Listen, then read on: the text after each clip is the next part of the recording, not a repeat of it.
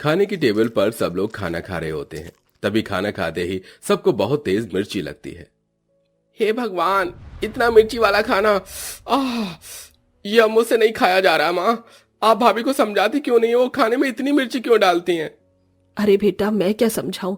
ये बात तो तेरे भाई को ही उसे समझानी चाहिए। भैया, खाने में बहुत मिर्ची है। तुम सही कह रहे हो, लेकिन तुम ही बताओ ना, मैं क्या कर सकता हूँ? कितनी बार तो हमने शीतल को बोला है, लेकिन वो सुनती ही नहीं।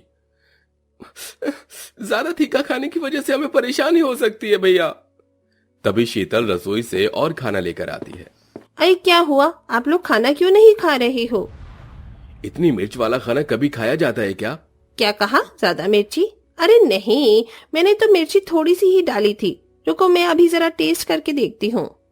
शीतल को शुरू से ही तीखा खाने की आदत थी। जब वो खाना टेस्ट करके देखती है तो उसे मिर्ची जरा भी नहीं लगती।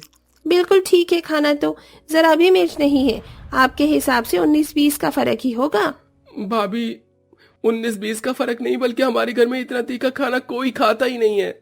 हाँ बहू, पुनीत ने बिल्कुल सही कहा। तुम थोड़ी मिर्ची कम डाला करो। ठीक है माँ जी, आप चिंता मत कीजिए। मैं खाने में आपसे मिर्ची कम ही डाला करूंगी। शीतल ऐसा कहकर रसोई में काम करने चली जाती है। जिसके बाद खाने की टेबल पर बैठी हुई दुर्गेश्वरी अपने दोनों बेटों से कहती है, इस घर की बड़ी बहू तो बहुत तीखा खाना बनाती है, लेकिन अब देखते हैं कि पुनीत की बहू इस घर में जब आ जाएगी तो वो कैसा खाना बनाया करेगी। माँ, ऐसा मत कहो। मैं तो भगवान से दुआ करता हूँ कि वो नॉर्मल साधारण खाना ही बनाए। पुनीत ऐसा कहकर उठकर चला जाता है। जिसके बाद थोड़ी देर में अर्जुन भी अपने ऑफिस के लिए निकल जाता है। अब रोजाना शीतल जितनी भी कोशिश करती, लेकिन उसके हाथों से खाने में मिर्ची ज्यादा ही गिरती। आज मैंने खाने में कम मिर्ची डाली है, आप लोगों को खाना पसंद आएगा। शीतल के ये कहने पर घर में सभी लोग उसका लाया हुआ खाना खाने लगते हैं। लेकिन हर बार की तरह इस बार भी मिर्ची तेज ही थी। फिर भी वो लोग कुछ नहीं कहते। ये तो मुझे पता ही था कि खाने में मिर्ची होगी ही होगी। अब क्या ही कर सकते हैं, खाने के अलावा और कोई चारा भी तो नहीं है। न चाहकर भी ससुराल वालों को मिर्ची वाला खाना खाना पड़ता है। कुछ ही दिनों में दुर्गेश्वरी अपने छोटे बेटे पुनीत के लिए लड़की ढूंढ लेती है। देख बेटा, मैं तुम्हारे लिए लड़की ढूंढ ली है। वो एक हलवाई वाले की बेटी है, उसे तो अच्छा खाना बनाना आता ही होगा। अच्छा माँ, ये तो और भी अच्छी बात है। चलो ठीक है, मैं शादी करने के लिए तैयार हूँ। इस तरह दुर्गेश्वरी लड़की वालों के घर जाकर रिश्ते की बात को पक्का करती है और साथ में पंडित से शादी की डेट भी निकलवा लेती है। जिसके बाद दोनों परिवार वाले शादी की तैयारियों में लग जाते हैं। खा लो आज तीखा खाना, कल तो पुनीत की शादी हो जाएगी तो इस घर में नई बहू आ जाएगी, वो कम तीखा खाना बनाया करेगी। सही कहा माँ आपने। फाइनली इस घर में कोई कम मिर्च वाला खाना बनाने वाला तो होगा। अगर ये मेरी पत्नी ने भी तीखा खाना बनाया तो मैं तो उसे उसके मायके ही छोड़ाऊंगा। पुनीत की बात सुनकर अर्जुन और दुर्गेश्वरी दोनों हंस रहे होते हैं। लेकिन शीतल अपने मन ही मन सोचती है, अभी तो मेरी देवरानी आई भी नहीं है इस घर के अंदर, और देखो तो सही कैसे तारीफ कर रही हैं उसकी। खैर कोई बात नहीं, मेरे जैसा खाना तो वो भी नहीं बना पाएगी कभी जिंदगी में।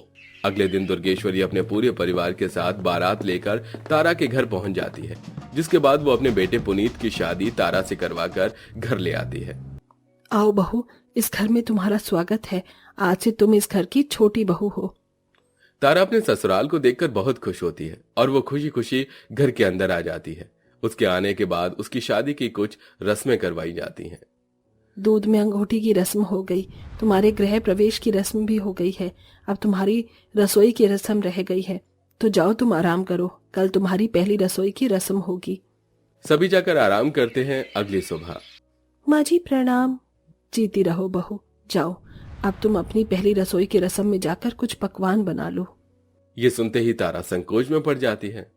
क्या हुआ बहू, तुम इतनी परेशान क्यों नजर आ रही हो? कोई परेशानी वाली बात है तो मुझे बताओ, मैं तुम्हारी परेशानी का हल निकालती हूँ। माँ जी दरअसल बात यह है कि मुझे खाना बनाना नहीं आता। ये सुनते ही सब हैरान हो जाते हैं। हे भगवान, बहू तू ये क्या कह रही है, तुझे खाना बनाना नहीं आता? देखो तो सही, कितनी उम्मीद लगाकर छोटी बहू से बैठे थे, लेकिन इनकी उम्मीदों पर पानी ही फिर गया। इस बेचारी को तो खाना भी बनाना नहीं आता, अब तो मेरे हाथों का ही खाना पड़ेगा। इस तरह शीतल अपने मन ही मन मुस्कुरा रही होती है तो तारा अपनी सास से कहती है, माँ जी, मेरे माता पिता ने तो आपको बताया ही होगा कि मुझे खाना बनाना नहीं आता है। दरअसल मैंने शुरू से ही जॉब की है और घर के कामों में मेरा थोड़ा कम ध्यान था। ये लो, सत्यानाश हो गया। हमने तो कितनी उम्मीद लगाई थी कि छोटी बहू हमें अच्छा खाना बनाकर खिलाएगी, जिसमें मिर्ची भी नहीं होगी और ज्यादा तीखा भी नहीं लगेगा, लेकिन बहू को तो कुछ आता ही नहीं। खैर कोई बात नहीं, अपनी जेठानी से खाना बनाना सीख लेना। लेकिन हाँ, याद रहे, जितनी वो मिर्ची डालती है तुम उसकी आधी से भी आधी मिर्ची ही डालना। ठीक है माँ जी, जैसा आप कहें। जाओ बड़ी बहू, तारा को रसोई में ले जाओ और इसे खाना बनाना सिखाओ। दुर्गेश्वरी के कहने पर शीतल तारा को रसोई के अंदर ले जाती है। आज खाना मैं बना देती हूँ, कल से तुम बना देना। ठीक है जेठानी जी। बस अब तुम देख ही जाओ मैं खाना कैसे बना रही हूँ। शीतल ऐसा कहने के बाद खाना बनाना शुरू कर देती है। जब मिर्ची डालने की बारी आती है तो शीतल अपने मन में सोचती है, अभी तक तो मैं अपने हिसाब से कम मिर्ची वाला ही खाना बनाया था। आज इन्हें हकीकत में मिर्ची वाला खाना खिला कर देखती हूँ। बहुत मेरी बुराई कर रहे थे, मैं बहुत मिर्ची वाला खाना बनाती हूँ। शीतल ऐसा सोचने के बाद रोजाना से 2 गुना ज्यादा मिर्ची खाने में डाल देती है, जिसके बाद वो खाना बनाकर सभी को परोस देती है। इस बार मिर्ची वाला खाना खाते ही घर में सभी के कान नाक से धुआं निकलने लगता है। हाय हाय हाय, मिर्ची! हाय, कोई मुझे पानी दो, मेरी जुबान जल रही है। हाय हाय हाय। अरे बाप रे बाप, मेरा तो मुंह जल रहा है। कोई तो मुझे पानी दे दो। आई, मेरी भी जुबान जल रही है।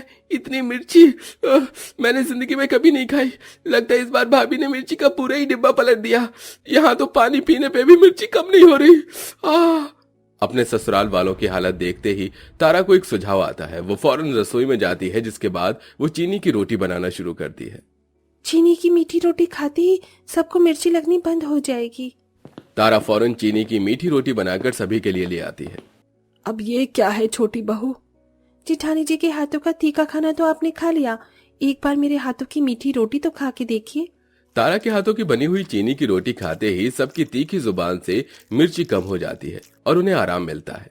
हाय हाय, जेठानी तीखा खाना बनाती है तो देवरानी मीठी रोटी खिलाकर ठीक कर देती है। क्या जोड़ी है हमारी बहू की। चलो अच्छा है, हलवाई की बेटी होने का एक फायदा तो हुआ, तुम्हें चीनी की रोटी बनानी आती है। आज तो इतना तीखा खाना खाकर हम मर ही जाते अगर हमें चीनी की रोटी नहीं मिली होती। इस तरह अब घर में सभी देवरानी की ही तारीफ करने लगते हैं। दूर खड़ी जेठानी ये सब देखकर मन ही मन जलने लगती है, लेकिन उसे अपने ससुराल वालों की हालत को देखकर बुरा भी लगता है। मैंने बहुत गलत किया, इन बेचारों की हालत तो देखो, मिर्ची के मारे पागल ही हो गए थे। वो तो शुक्र है देवरानी ने अपनी मीठी रोटी से सब कुछ ठीक कर दिया। आज के बाद मैं ऐसा कभी नहीं करूंगी। जेठानी जी, काम को परफेक्ट करना जरूरी है, लेकिन अपना गुस्सा खाने पर नहीं निकालना चाहिए। उस दिन के बाद से शीतल अपनी देवरानी को खाना बनाना सिखाती है और खुद भी मिर्ची बहुत कम डालती है। इस तरह वो दोनों रसोई अच्छे से संभाल लेती हैं और अपने ससुराल में खुशी खुशी रहने लगते हैं।